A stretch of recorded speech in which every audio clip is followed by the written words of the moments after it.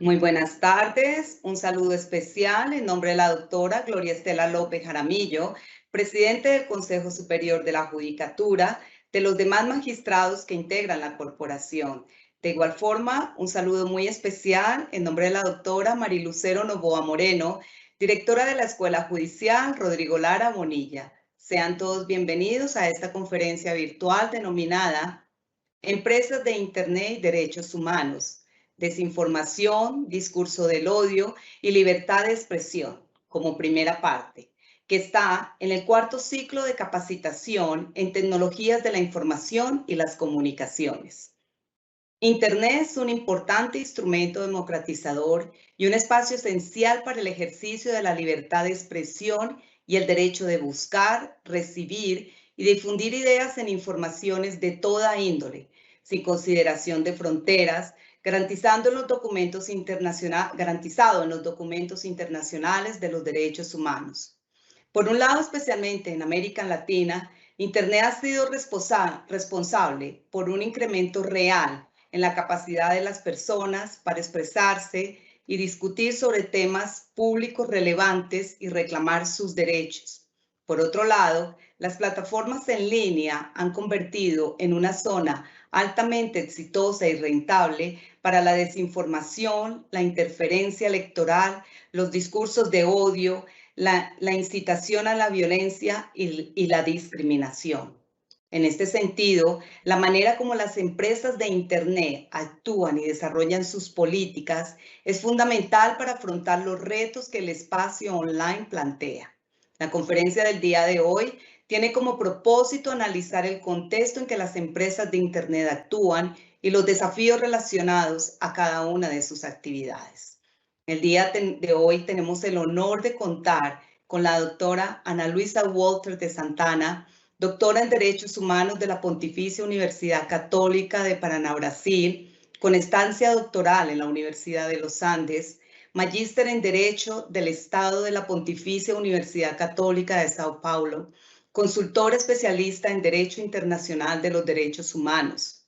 Ha sido investigadora visitante del Max Planck Institute for International Law and Comparative Public Law de Heidelberg, Alemania, miembro del Consejo Ejecutivo de la rama latinoamericana de Global Business and Human Rights Scholar Association, y actualmente se desempeña como profesora de la Cátedra de Protección Internacional de los Derechos Humanos en la Universidad de los Andes. Tan pronto finalice la exposición, nuestra conferencista invitada el día de hoy dará respuesta a las preguntas que se formulen a través del chat de participación. Doctora Ana Luisa Walter de Santana, es un gusto tenerla hoy con nosotros. Bienvenida, tiene el uso de la palabra. Muy buenas tardes a todos y todas. Quisiera agradecer a la doctora Mari Lucero Novoa, directora de la Escuela Judicial. Un saludo extensivo a la doctora Gloria Estela López Jaramillo, presidente del Consejo Superior, y todos los servidores y servidoras judiciales y demás personas que se han conectado a esta videoconferencia. Y un saludo especial a la doctora Mónica, que ha organizado con perfección esta actividad. La conferencia de hoy discute el tema de las empresas de Internet y los derechos humanos. La idea es exponer este tema ya presentado por la doctora Mónica en dos grandes partes. La primera analiza justo la creación de Internet como un espacio para la libertad y cómo este espacio hoy es un espacio con amplio poder corporativo. La segunda y última parte apunta algunos de los problemas más comunes relacionados a la actividad de las empresas de Internet y sus afectaciones a los derechos humanos, especialmente a la libertad de expresión. Bueno, ¿qué es entonces esta idea de la Internet como un espacio para la libertad? Internet ha sido creada para ser un medio para la libertad, donde los gobiernos pues, podrían hacer muy poco para controlar los flujos de comunicación. y donde la libertad de expresión podía extenderse en todo el planeta sin depender de los medios de comunicación en masa. La promesa de Internet era justo una comunicación accesible a todos, sin barreras y sin interferencia de cualquier índole. Este paradigma de la libertad estava basado em fundamentos tanto tecnológicos como institucionales. Tecnológicos en el sentido de que el diseño intencional de los creadores originales estava basada em la conexión informática em uma rede sem restrições, sobre protocolos que interpretavam a censura como um fallo técnico, e institucionales porque ha sido desarrollada inicialmente em los Estados Unidos e Internet se situava bajo el amparo de la protección constitucional de la libertad de expresión.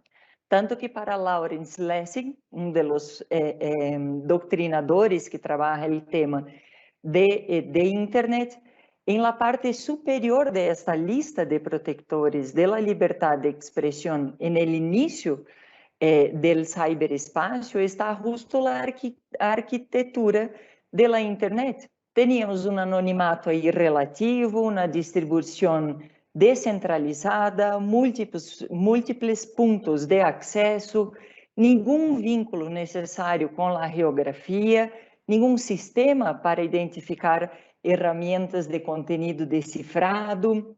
E todas estas características e consequências do protocolo de Internet dificultavam muito o controle de lo que era dicho en el ciberespacio. E, de hecho, Internet se ha convertido em um meio de comunicação vital para que as pessoas puedan ejercer su derecho a la libertad de expresión, permitiendo comunicarse instantáneamente y a bajo costo. Y sus repercusiones en el intercambio, el acceso a la información y las ideas en el propio periodismo son impresionantes. Hoy hay un gran número de activistas políticos, periodistas independientes que usan Internet como un canal de difusión de información. Es posible que muchas informaciones carezcan de credibilidad justo por el carácter abierto de la red, pero muchas informaciones relevantes tampoco habrían alcanzado el mismo nivel de difusión si hubiera sido divulgado por los medios tradicionales. Entonces, además, Internet no es solo un instrumento sin precedentes para el ejercicio de la libertad de expresión, como permite el ejercicio de otros derechos humanos. En este momento es muy evidente, por ejemplo, como el derecho a la educación, acceso a los bienes culturales, gozar de los beneficios del progreso científico, con claros impactos incluso en el goce de los derechos económicos, sociales y culturales. Esta fuerza de democratización de Internet pues advém justo de la posibilidad de creación de nuevas capacidades de crear y editar contenidos, nuevas capacidades de organización y movilización, sin pasar por este control de la censura, lo que genera, por cierto, nuevas posibilidades para la realización de la libertad de expresión. Incluso Castells destaca que Internet se convirtió en una herramienta privilegiada de los movimientos sociales, porque se adapta a las características de estos movimientos en la era de la información, convirtiendo ahí en Internet lo que Castells denomina una palanca de transformación social. Sin embargo, pues no demoró mucho para percibirmos también que este espacio online no era así tan libre y que la red poco a poco fue cambiando de un espacio sin control a un espacio hipercontrolado. En efecto, la misma tecnología que ha promovido y permitido, por ejemplo, la protección de los derechos humanos, puede ser utilizada para crear oportunidades de vigilancia, intervenciones en las comunicaciones privadas, limitaciones al acceso a la información y restricciones a contenidos legítimos. El acceso a la información en Internet no es tan amplio como hemos sostenido o quisiéramos creer. Básicamente, los algoritmos deciden las noticias y contenidos que nos llegan con una clara priorización de determinados contenidos. Ni siempre accedemos a una información verdadera y de calidad, y al mismo tiempo varios discursos legítimos son bloqueados y restringidos sin mayores explicaciones y formas de control. Todas estas situaciones pues afectan inmensamente el ejercicio del derecho a la libertad de expresión, que es esencial para la construcción y desarrollo de los sistemas democráticos.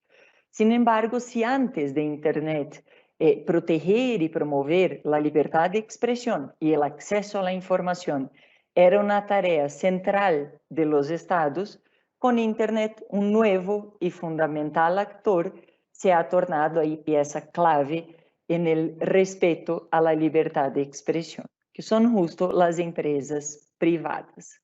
Actualmente son los agentes privados los que hacen posible el acceso digital y sirven de mediadores para permitir el ejercicio de la libertad de expresión en el ambiente online.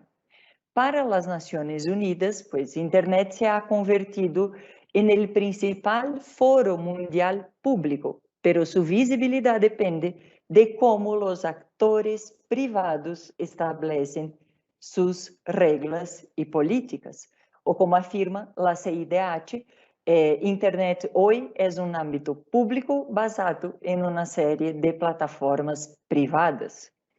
Bueno, de tal manera que con Internet la centralidad estatal en términos de protección a la libertad de expresión debe ser ahí repensada, y la actuación de las empresas privadas y los impactos de sus actividades en los derechos humanos pues precisa ser enfrentado. ¿Quién vigila el discurso en línea? ¿Quién garantiza la protección de los derechos individuales en Internet? ¿Quién hace las reglas que rigen la expresión en línea? ¿Quiénes lo hacen cumplir? ¿Quién juzga las disputas relacionadas con su aplicación? ¿Las empresas, los gobiernos nacionales, alguna combinación de ellos? Para David Kaye, es relator de las Naciones Unidas, pues estas preguntas son urgentes para las sociedades democráticas. La Declaración Conjunta de las Relatorías Internacionales para la Libertad de Expresión del año 2019 reconoce expresamente que uno de los desafíos para la libertad de expresión en la próxima década es justo el control privado a la libertad de expresión. Y las empresas siguen siendo unos reguladores muy enigmáticos, que establecen una especie de ley de las plataformas donde es difícil percibir elementos como claridad, coherencia, rendición de cuentas y reparación. En Internet, pues la realidad apunta a un mercado dominado por pocas empresas que actúan de manera transfronteriza. Este es un sector donde todos los problemas jurídicos, normativos y de regulamentación son clásicamente extraterritoriales, y los desafíos para responder o responsabilizar, a las empresas en caso de violación a los derechos humanos son múltiples. Esto pues permite que las empresas actúen ahí bajo sus propias reglas y condiciones. Como advierte Nelson Remolina, pues Internet hoy es un espacio hiperregulado por las propias empresas, que utilizan notas legales y términos de condiciones para regir la vida de miles de personas, sin cumplir con su obligación de respetar la libertad de expresión y sin ofrecer mecanismos suficientes de reparación a las víctimas en caso de violación de sus derechos. Entonces, este control privado sobre los discursos públicos, pues preocupa tanto a los gobiernos democráticos como autoritarios. Los autoritarios carecen de restricciones o de responsabilidad legal para mantener estos discursos bajo control y quieren justo que las plataformas bloqueen, por ejemplo, todas las críticas sobre el gobierno y los informes básicos de cosas como corrupción y el terrorismo. Ahora, ya los gobiernos democráticos pues quieren cumplir con su función pública de vigilancia e intentan hacer con que las grandes empresas detengan el discurso de odio, el contenido terrorista, la desinformación, el abuso sexual infantil, la interferencia en la privacidad y la manipulación política. Si bien esto es bastante legítimo, en la práctica, según advierte David Kay, pues todos estos intentos de regulación lo que han hecho es aumentar de manera muy paradójica el poder corporativo. El poder corporativo estadounidense, más específicamente, pues para estar a cargo ahí de todos los foros públicos mundiales. El hecho es que los gobiernos no han querido o no han podido pensar creativamente sobre cómo alentar el cumplimiento de los derechos humanos de los usuarios, pero también supervisar el comportamiento corporativo. En cambio, dejan que las empresas hagan cumplir las reglas y a menudo pues censuran los discursos en Internet.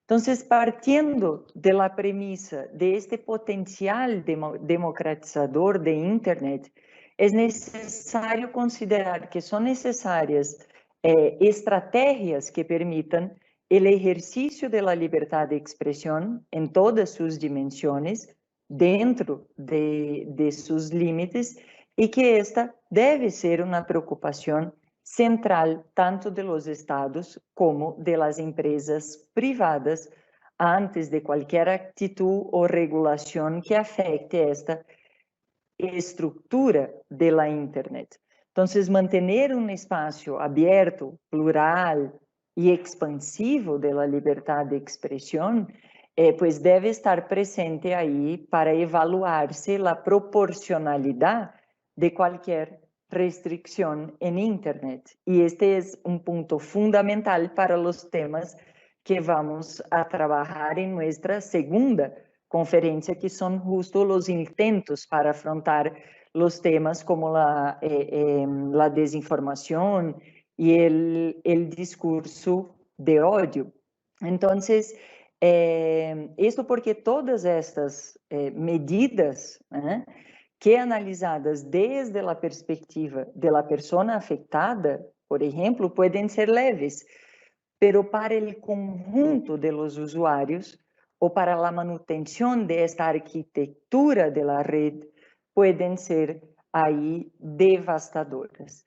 Entonces, este es un poco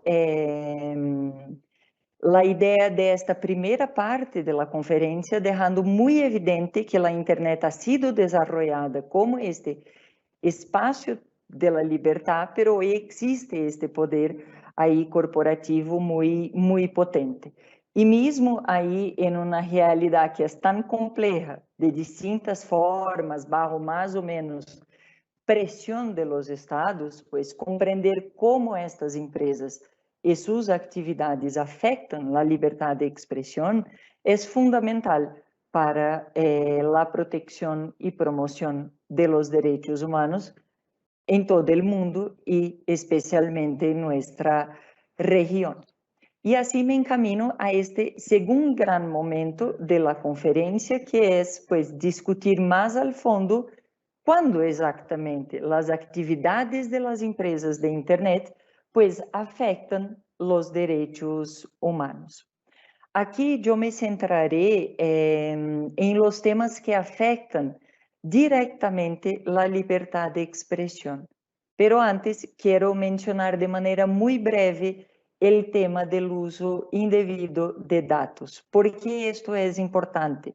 Porque esto nos hace comprender la manera como estas empresas actúan y nos permite evaluar cuáles son las estrategias que hemos utilizado para justo frenar, por ejemplo, desinformación, discurso de odio y cómo se hace la moderación de contenido en línea en el día de hoy.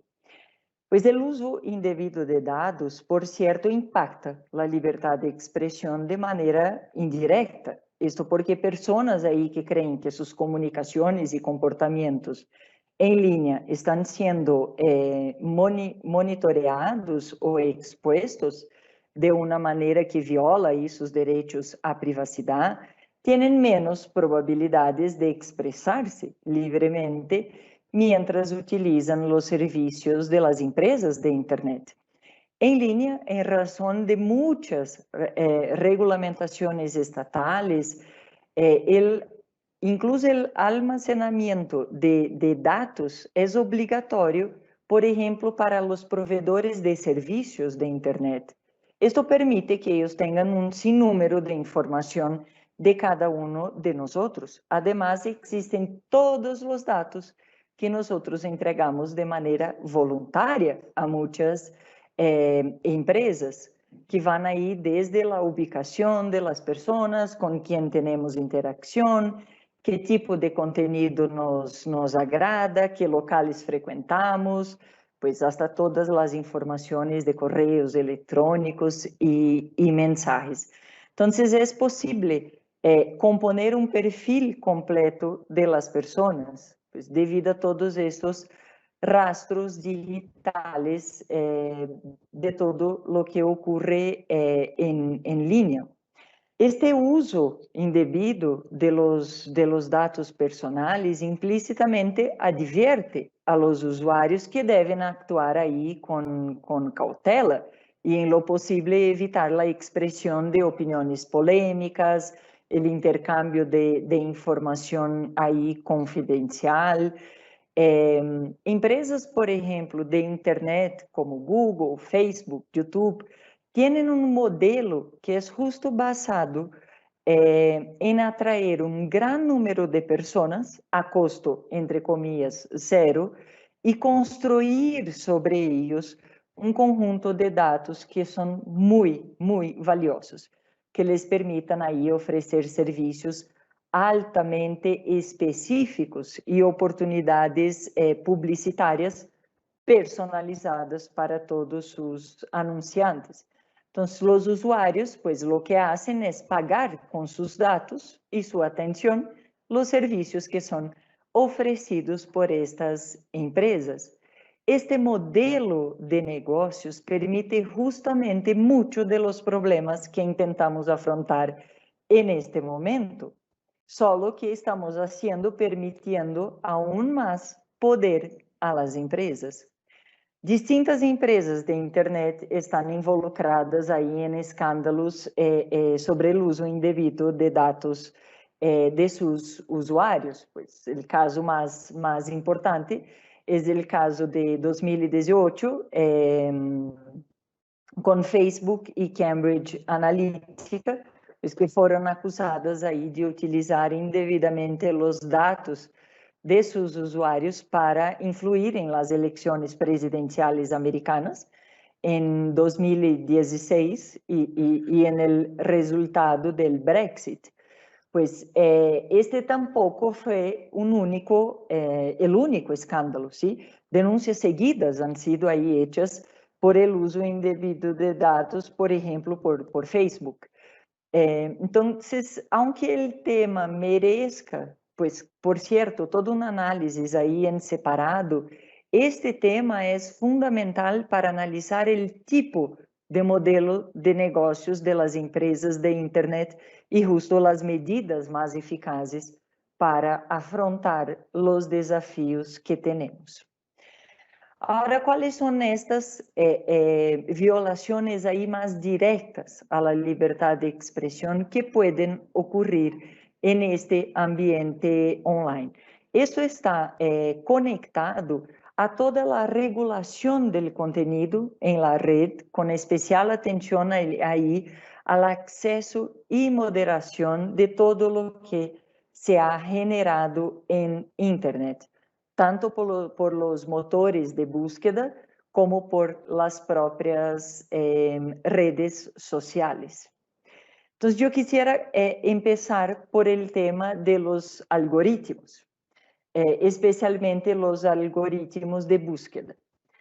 Los motores de búsqueda juegan ahí un papel esencial para el ejercicio de la libertad de expresión en la medida que son empresas que controlan todo el flujo de todo el tipo de noticias, informaciones públicas, datos y servicios que circulan públicamente en la web, en cualquier jurisdicción y bajo ahí cualquier regulamentación estatal. Estas empresas pueden restringir o manipular contenidos a través, por ejemplo, de la eliminación de páginas específicas o incluso sitios web completos, eliminación del índice del motor de búsqueda, programación del indexador para que no agregue ciertas páginas, sitios web completos o sitios que contengan, por ejemplo, ciertos contenidos,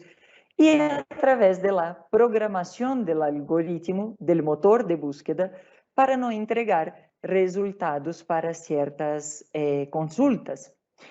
Todos los cuestionamientos recaen especialmente cómo es el uso de estos algoritmos para la selección, clasificación y presentación, por ejemplo, de los resultados de las búsquedas hechas por los usuarios en Internet.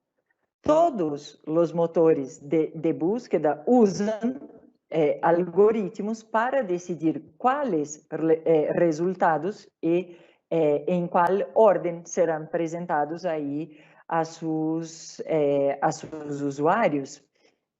Y entre todo lo que existe, pues que está disponible entonces en un motor de búsqueda, los sistemas de clasificación ahí que son formados por una serie de algoritmos ofrecen los resultados que entienden más útiles y relevantes ahí a los usuarios. Estes algoritmos de búsqueda, eles presentam os resultados com base em las palavras de la consulta, pero também la relevancia y la facilidad del uso de las páginas, el historial de búsqueda del usuario y de los demás usuarios de Internet y la ubicación del usuario. De la misma manera que hacen estas empresas, que son ahí los motores de búsqueda, como por ejemplo Google, que es la más conocida y expresiva de todas las redes sociales, también utilizan algoritmos para que los usuarios puedan acceder a noticias, pues para clasificar y presentar estos contenidos. Sí, en Facebook, por ejemplo, los algoritmos usan los datos de los usuarios, por eso el tema del uso indebido de datos es importante, para determinar la relevancia de una publicación, por ejemplo. La forma como los motores ahí de búsqueda y las redes sociales clasifican y ofrecen los resultados a los usuarios finales ha generado distintas discusiones sobre el impacto de los algoritmos en la libertad de expresión y en el acceso a la información. Esto porque pues, los algoritmos de los buscadores dictan que ven los usuarios en qué orden de prioridades y, por cierto, pueden manipularse para limitar un determinado contenido o darle prioridad.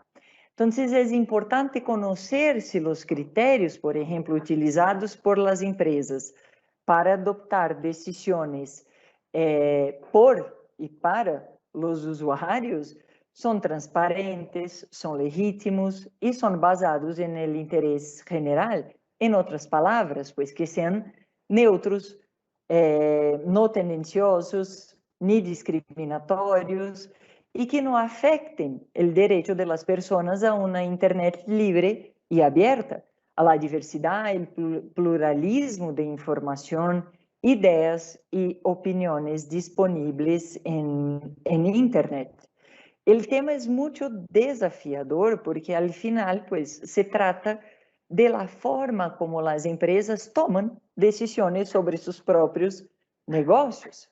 Al menos ahí ya existe en algunos países, como en Europa y en Estados Unidos, la obligación legal con respecto a la clasificación y presentación de los resultados de búsqueda, de delinear, dejar muy claro a los usuarios cuáles son los resultados patrocinados y los resultados que son orgánicos, como se llaman los resultados que no son ahí patrocinados o que son derivados de alguna publicidad.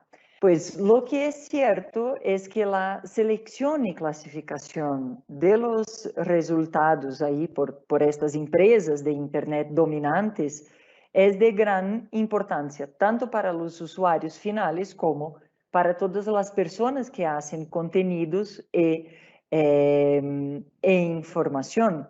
Tanto que existe hoy un término utilizado que se llama burbujas de filtros, que justo es un término que se ha utilizado para referirse a este escenario actual en que el material que se muestra a un usuario se selecciona mediante algoritmos de acuerdo con los comportamientos previos del usuario. Y este material todo está ahí desprovisto de contenido que desafíe de alguna manera la actitud de las personas. Es decir, hoy vimos en una situación donde los usuarios de las plataformas digitales se exponen repetidamente a las mismas perspectivas, pues se crea ahí un escenario perfecto para la diseminación de noticias falsas y contenidos más extremos, pues además, por cierto, de socavar ahí la pluralidad de fuentes de noticias e información que deberían estar disponibles en Internet.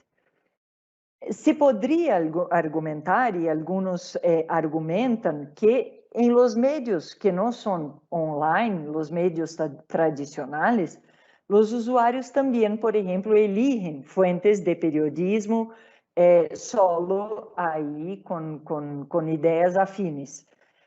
Si bien en los medios digitales la elección no es exactamente el factor principal que determina a qué fuentes de noticias e información las personas están expuestas. Hay otros factores que son más importantes que esta elección que existía en su momento en los medios tradicionales. Es que tampoco tenemos esta decisión tan clara en este momento en Internet. Dos factores son mucho más ahí determinantes que pues la opción que uno hace.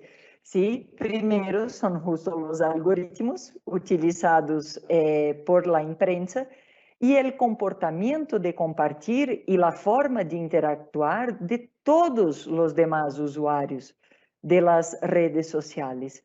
Entonces, distinto ahí de los medios tradicionales en que los usuarios pues eligen deliberadamente, conscientemente las noticias con una determinada orientación, un usuario de una plataforma digital difícilmente sabe cómo las noticias son seleccionadas. Tanto que Cass Sunstein, en su libro República.com, sustenta que cuando alguien, por ejemplo, lee un periódico o una revista, Los ojos pueden incluso encontrarse ahí con una serie de artículos que no había seleccionado de antemano. Y como la mayoría de las personas quizás ahí puede leer alguno de estos artículos y beneficiarse de esta experiencia. Quizás puede incluso ahí ser persuadido en un punto o en otro, o informado con informaciones ahí extras sobre determinado asunto. Esto no pasa en ámbito tanto de las empresas ahí, de los motores de búsqueda, como en las propias redes sociales.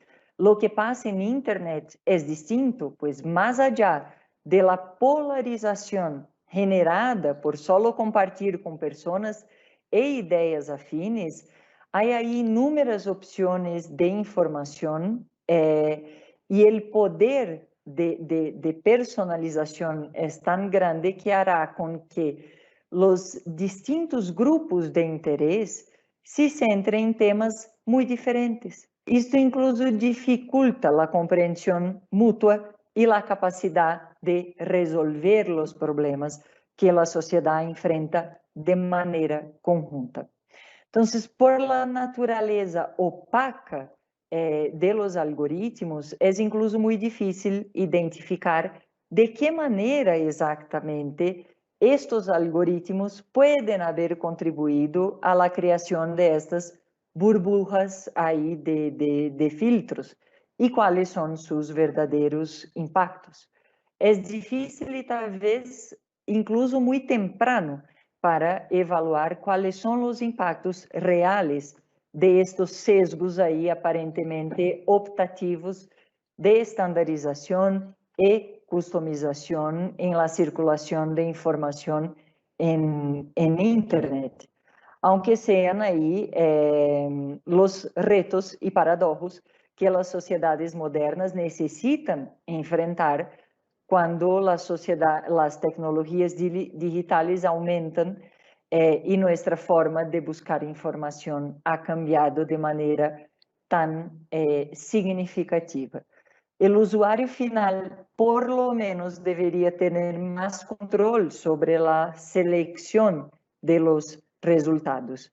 Pues de hecho, esto será posible, por ejemplo, cuando la forma como la clasificación ocurre sea justo más clara y más ampliamente divulgada por las empresas. Es decir, es necesario mucho más transparencia do que es posible observar hoy en día en términos de algoritmos. El segundo punto que quiero destacar tiene que ver con la moderación de contenidos por redes sociales. Entonces, aquí estamos dentro de las afectaciones directas a la libertad de expresión. Primero tema, el tema de los algoritmos y el segundo, la moderación de contenidos por redes sociales. Las redes sociales son responsables, por cierto, por la transformación ahí de una audiencia pasiva de consumidores de información hasta transformá-los aí em produtores ativos de informação e contenidos através da interação permitida en estos espacios. Las redes sociales han modificado ahí pues la forma como las personas reciben y divulgan información, opinión, expresan sus ideas, participan de la vida pública, crean redes de intereses comunes, debaten ideas, acceden a información, organizan protestas y defienden los derechos humanos. Con la misma potencia, las redes sociales han permitido la divulgación de escenas de violencias brutales, la proliferación de discursos de odio, discriminatorios y xenófobos, la intensa diseminación de noticias falsas, hasta la organización para el cometimiento de crímenes. Como advirtió Manuel Castells en su Galaxia, en el libro Galaxia, Internet, cuando Internet se convirtió en esta palanca de transformación social, no necesariamente llevamos en cuenta la defensa de los valores que la mayor parte de nosotros compartimos. Y en este difícil equilibrio entre la libertad de expresión, el cumplimiento de las leyes estatales, de las más diversas órdenes, expectativas de los usuarios y cifras ahí billonarias de negocios, las redes sociales son actualmente pues el intermediario prioritario en términos de acceso y moderación de contenido en Internet, sea ahí por presión o regulación de los gobiernos, sea en sus condiciones ahí de términos y servicios, la discusión de quién habla y lo que se habla en Internet parece seguro estar en manos ahí de algunas pocas empresas en el mundo. En el mundo hoy existen más de 3 millones de usuarios activos en redes sociales. Y aunque estas redes sociales no requieren ahí una presencia física en el país donde actúan, incluso muchos estados crean regulaciones que irán a impactar en lo que puede o no ser dicho en las redes sociales. El problema es que normalmente son ahí normas con criterios jurídicos muy vagos y sin un examen ahí judicial bajo severas aplicaciones de multas. Entonces, esa obligación de vigilar y sancionar contenidos que son ahí considerados inapropiados crece rápidamente en el mundo, especialmente ahí en las sociedades más democráticas. Australia, por ejemplo, aprobó una amplia legislación que amenaza con multas enormes las compañías, las plataformas de Internet, y pena de prisión para sus ejecutivos si no logran eliminar rápidamente el material violento de sus plataformas. Esto ocurrió justo tras la masacre en 2 mezquitas que ha sido transmitido, no sé si algunos de ustedes se acuerdan, ha sido transmitidos en directo en Facebook. La ley ha sido presentada y aprobada en 5 días y fue ahí, por cierto, duramente criticada por la Relatoría Especial para la Libertad de Expresión de las Naciones Unidas, justo porque utilizaba términos muy vagos. Hay una absoluta ausencia de participación popular en esta legislación. Hay una desproporcionalidad en las sanciones que pueden socavar en lugar de proteger el interés público. Es cierto que es absolutamente reconocible las preocupaciones de estados y de toda la sociedad civil con la divulgación, por ejemplo, de materiales violentos, discursos de odio, temas de seguridad nacional, mas también es indiscutible la presión que estas normas hacen sobre las empresas, que entre escoger las multas extraordinarias o la eliminación de contenidos legítimos, seguramente no elegirán las primeras. La Relatoría Especial para la Libertad de Expresión de las Naciones Unidas incluso ya ha afirmado que las cuestiones complejas de hecho y de derecho deberían ser resueltas por las instituciones públicas, no por agentes privados cuyos ahí procedimientos actuales no son compatibles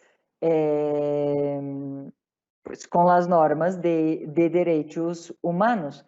Cuando los estados presionan a las empresas para la eliminación de estos contenidos, pues lo que hacen es aumentar el papel de las empresas como jueces de todos los contenidos en línea, sin que exista hoy ningún tipo de mecanismo más efectivo de rendición de cuentas o formas de reparación ahí en caso de daños. El tema se agrava aún más cuando el análisis pasa justo a los términos y servicios de las redes sociales. Pues todas las empresas, nosotros sabemos que las empresas exigen que sus usuarios respeten ahí las condiciones de servicio y las normas comunitarias. ¿Sí? En teoria, por cierto, um usuário é livre para abandonar uma plataforma e levar seu conteúdo a outra parte, mas na prática, pues a falta de alternativas, a dificuldade de migrar a coleção, por exemplo, de conteúdos e os vínculos com serviços de terceiros, fazem com que sair de estas plataformas seja uma tarefa muito difícil. Los primeros redactores de las reglas de las empresas, por ejemplo, no las conectaron con ninguna tradición legal en particular, que no sean justo los valores de la primera enmienda de la Constitución de los Estados Unidos, pues la idea general era que más discurso era bueno para los negocios y bueno para los usuarios. Al menos aí que seja um discurso que dañe a plataforma ou que dissuada outros usuários de unir-se a la plataforma. Pero el crecimiento asombroso de las redes sociales pues obligó a las compañías a afrontar la realidad en que tendrían que moderar el contenido generado por los usuarios y establecer reglas ahí sobre lo que las personas podrían o no compartir y decir en sus plataformas. Estas reglas más duras de moderación de contenidos son muy recientes. Por ejemplo, Twitter solamente en 2018 prohibió lo que hoy se conoce como conductas odiosas. Facebook solo en 2015 revisó completamente su política y pasó a eliminar ahí el discurso de odio. Pero es muy difícil entender, como advierte tantos autores, es muy difícil entender las decisiones corporativas bajo estas reglas, excepto ahí en los casos más obvios. Las empresas, pues es muy difícil comprender, porque la norma es mal redactada, cómo las empresas van a aplicar estas reglas. Entonces, por cierto, la moderación de contenido puede afectar en muchos casos el propio funcionamiento democrático de los países. ¿Sí? Bajo los sistemas actuales, por ejemplo, las voces minoritarias pueden correr el peligro de ser silenciadas en las plataformas y las mismas ahí están mal preparadas para proteger el discurso controvertido, pero que es legítimo. Entonces, tanto Facebook como Twitter, como las demás plataformas que conocemos, utiliza términos ahí que son muy vagos y conceptos muy indeterminados para restringir una variedad muy amplia de contenidos. En términos generales, pues hay tres grandes problemas. El primer, ya les comenté, es la vaguedad de las normas, especialmente aí las políticas relativas al acoso y discurso de odio, pues son aplicadas de manera muy incoherente.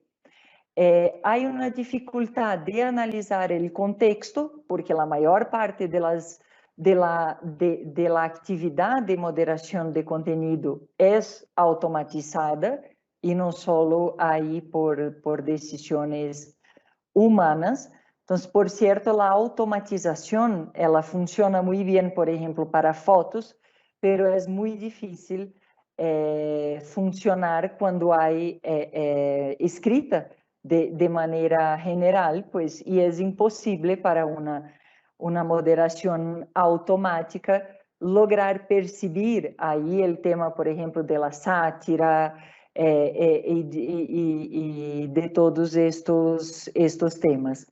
Además, el tercer problema identificado tiene que ver con la ausencia de notificación, recurso y reparaciones en la moderación de contenido.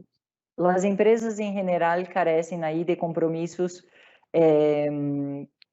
carecem de compromissos claros para notificar a los usuários quando e por que se eliminam determinados contenidos, e os usuários têm direito a saber se su contenido pode ser eliminado através, por exemplo, de um processo automatizado, revisores humanos ou alguma combinação de estos métodos.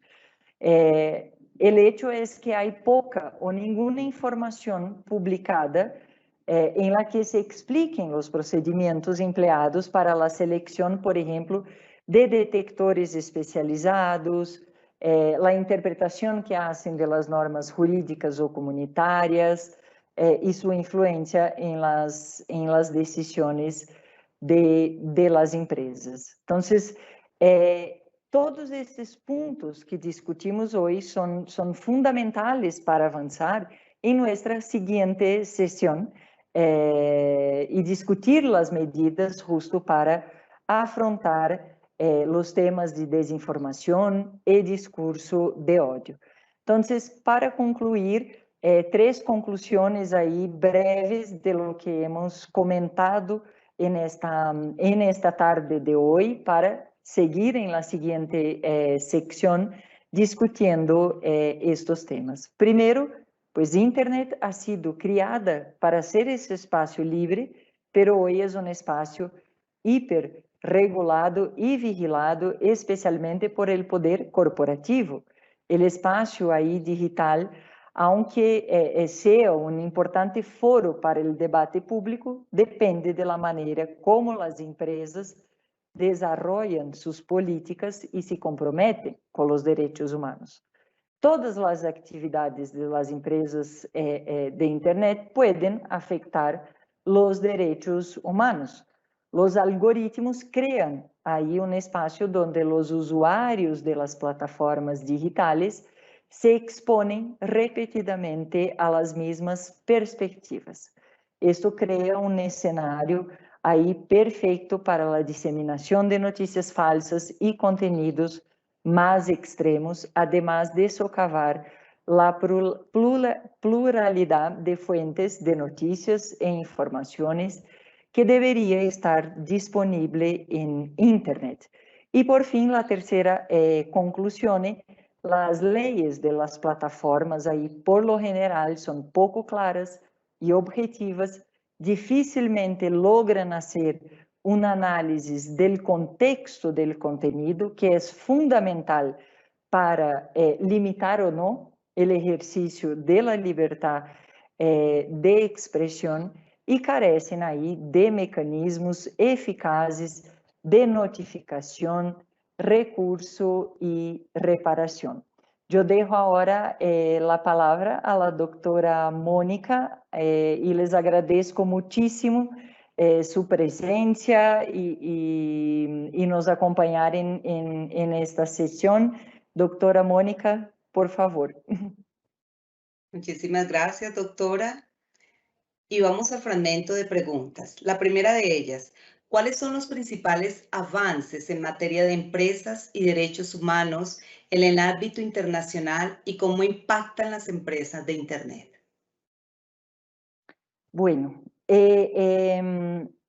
aunque las Naciones Unidas se han ocupado del tema de empresas y derechos humanos desde ahí la década de los 70, 80, de hecho, el avance más importante y significativo es la aprobación en el año de 2011 de los principios rectores sobre empresas y derechos humanos. ¿Y por qué esto impacta las empresas de Internet? Porque este marco de los principios rectores sobre empresas y los derechos humanos afecta o ha sido pensado para todos los sectores de empresas de cualquier tamaño y ubicación geográfica. Este marco que ha sido aí establecido por John Ruggie, ele denominou aí de responsabilidades ou obrigações diferenciadas, pero complementares. Tiene aí 3 princípios básicos. El dever del Estado de proteger frente a los abusos a los derechos humanos cometidos por terceiros, esto inclui las empresas, la responsabilidad empresarial de respetar los derechos humanos y la necesidad justo de tener una vía más efectiva a los remedios y recursos. Entonces, estos 3 principios aí constituem um conjunto complementario en el que cada uno aí apoia os demás para lograr aí progressos sostenibles. Porque para John Ruggie, essas lacunas de gestão que constituem aí as raízes de los maiores problemas enfrentados entre empresas e os derechos humanos. Entonces, en lo que respecta específicamente a la responsabilidad empresarial y por consiguiente la responsabilidad de las empresas de Internet, Ruggie apunta que el cumplimiento del deber de respetar los derechos humanos, ahí, además pues, de someter las empresas a los tribunales de opinión pública, es un ámbito más amplio ahí de obligación. Y este deber, por esta razón, este deber existe de manera independiente de los deberes del Estado. Entonces, la responsabilidad empresarial no se restringe ahí a no violación de los derechos humanos, pues, mas irá requerir de las empresas medidas positivas para garantizar que sus actividades no tengan consecuencias negativas, por ejemplo, como una política ahí discriminatoria. Entonces, para el cumplimiento de estas responsabilidades bajo este marco de los principios Ruggie, las empresas deben tomar las medidas para conocer, prevenir y responder a todos los efectos negativos que sus actividades pueden tener en los derechos humanos. Y esto sirve y afecta de la misma manera a todas las empresas de Internet. Siguiente pregunta, doctora. ¿La vigilancia online afecta el libre ejercicio de la libertad de expresión? Seguramente uno de los temas que está relacionado con el tema de la libertad de expresión, aunque de manera indirecta, como el discurso, el uso indebido de los datos personales, es justo el tema de la vigilancia en línea, porque como yo les dije, pues las personas que conocen que sus informaciones, sus comunicaciones están siendo compartidas, dejan de expresarse ahí de manera libre. Y en este caso es posible también identificar la participación indirecta de las empresas normalmente actuando ahí en complicidad con los estados. Aunque los estados sean los principales responsables por estas violaciones, las empresas están ahí claramente involucradas porque el acceso a los contenidos es obtenido por conducto de los intermediarios de Internet. Entonces, hoy la capacidad de vigilancia en masa o de una persona seleccionada es cada vez mayor, más barata y eficiente. ¿Sí? Entonces, pues hay un sinnúmero de tecnologías sofisticadas a un costo ahí cada vez menor, y lo que hacen los estados es utilizarse de las empresas para pues, y las empresas de alguna manera son cómplices de esta vigilancia aí indevida. Incluso un informe de las Naciones Unidas del año 2017 resalta de manera muy clara que los estados tienen que recurrir a los proveedores de Internet para adoptar, por ejemplo, las medidas ahí necesarias para la vigilancia en línea. Entonces, el tema de la vigilancia estatal afecta la libertad de expresión y seguramente involucra el sector privado de manera ahí muy, muy importante. Siguiente pregunta, doctora, y última. ¿Cómo han respondido las empresas a los intentos estatales de vigilar las comunicaciones en línea? Pues hay distintas maneras y por lo general las empresas han respondido en un intento ahí de iniciativas de regulamentación, entonces, o autorregulación en materias de empresas de Internet y derechos humanos, porque las empresas son conscientes de los problemas ahí involucrando el sector. Y de manera colectiva o individual, muchas de las empresas de Internet han desarrollado ahí iniciativas para avanzar en la protección de los derechos humanos y evitar violaciones a la libertad de expresión.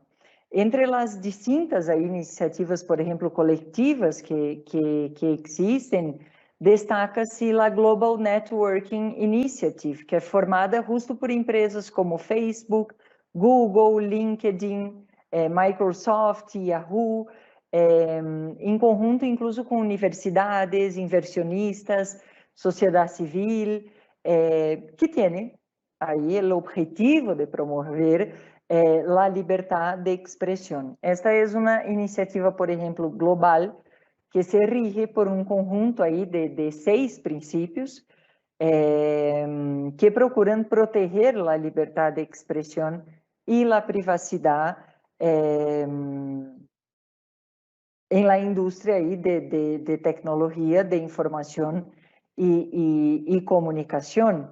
Lo que ocurre es que el guía, por ejemplo, para la implementación de estos principios, incluso afirma que exige uma constante devida diligência para identificar, prevenir e mitigar aí os riscos à liberdade de expressão, pero solo os princípios solo hacen referência a las solicitaciones de los gobiernos para restringir comunicaciones o eliminar contenido o acceder a información pessoal.